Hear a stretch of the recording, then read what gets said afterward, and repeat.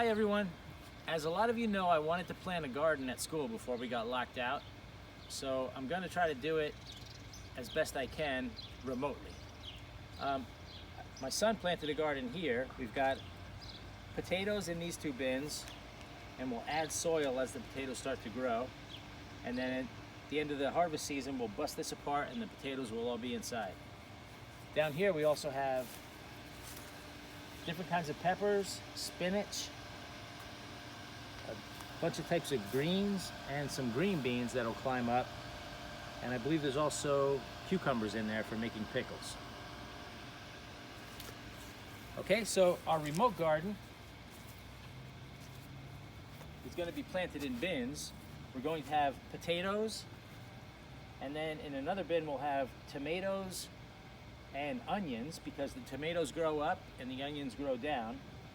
And then finally we'll have a little herb garden in a pot, which is going to have rosemary, which is great for chicken or beef, and it's going to have basil and cilantro. So lots of fresh herbs for fresh ingredient cooking. So I'll start with the potatoes, and instead of using regular potatoes and waiting for them to sprout, you can buy seed potatoes. And they just look like this. They're little tiny potatoes that have sprouts coming out of them. And we have 2 types. We have white potatoes and red potatoes. So they'll give us a little bit of variety. And all you have to do is poke them into the soil.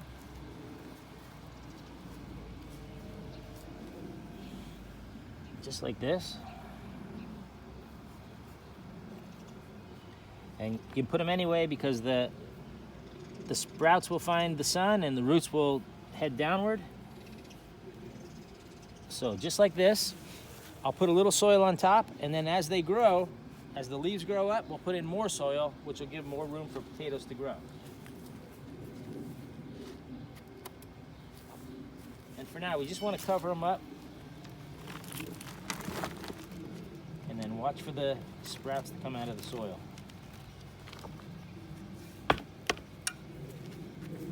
So I'll bring these bins to school whenever we start again, if it's summer school or even if it's September, and you guys will get to see them in action. Next, we'll plant the tomatoes.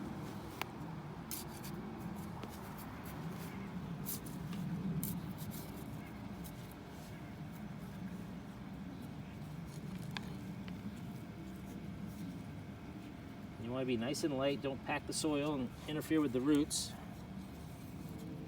And these little tomato plants are going to grow like crazy.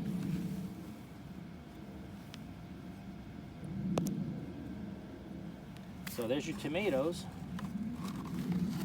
And we'll put some onions around them.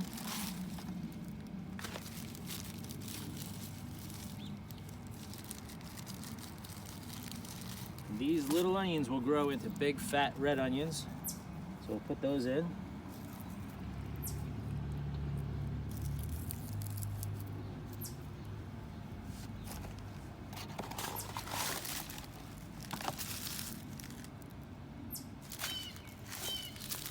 And we'll put in some white onions on the other side.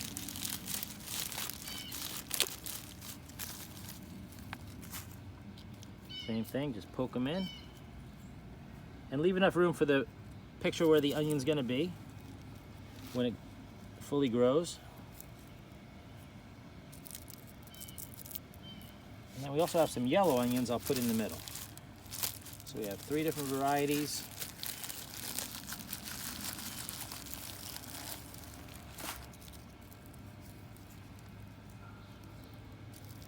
And as these onions start to grow, the tomatoes will grow up and get out of their way. Okay. And then just cover them up a little gently. And before you know it, those will start to sprout. And as the tomato plants grow, I'll get the metal cages to support them as they grow. And then finally the herb garden. Put enough soil to get close to the top.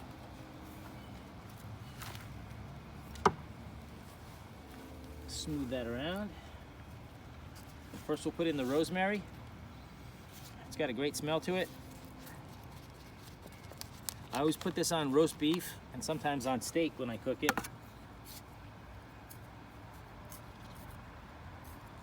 You can see those roots ready to start going down into the soil.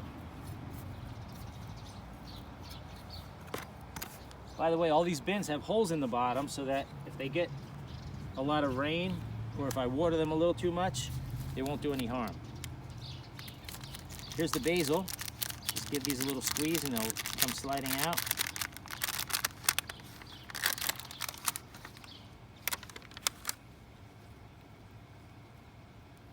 That's also got a great smell. If you can do an herb garden, it really does help your cooking, having fresh herbs right at hand when you're cooking.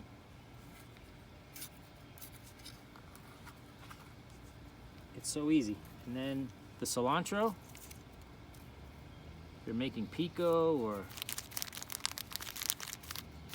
rice and beans, anything, fresh cilantro is great.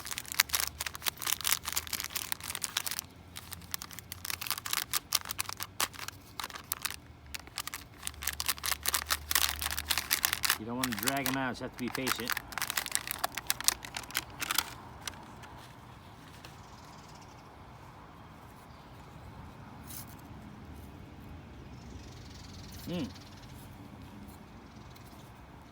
Very fragrant. And pop those in. Gently pack them. And then we'll give everything just a little bit of water. But it's about to rain here, so I don't need to put too much. In a couple of hours it'll be raining nice and gently, perfect for watering the plants. So there you have it. Remember what these look like now, because the next time you see them, they'll be really grown up. Now I have a couple more things to show you before I let you go.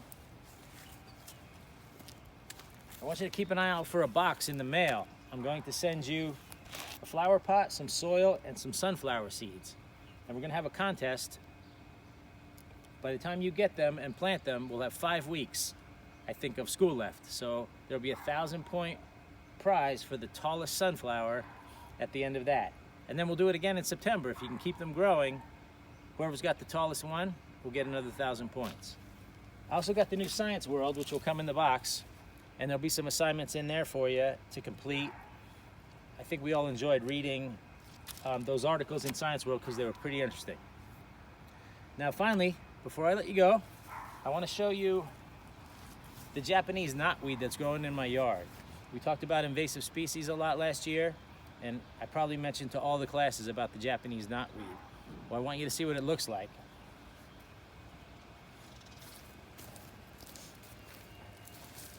This is what it looks like now, and by the time summer gets here, if we don't do something about it, it will be 6 feet high and everywhere.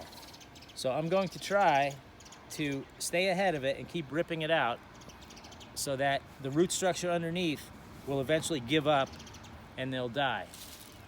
And the roots are so going everywhere that I actually have it about 100 feet on the other side of the pool where it's growing from that same root structure. So we have to get on top of it and try to wipe it out before it goes crazy around the neighborhood. All right, happy planting. I hope you guys are doing well, staying active and healthy, and I'll talk to you again soon.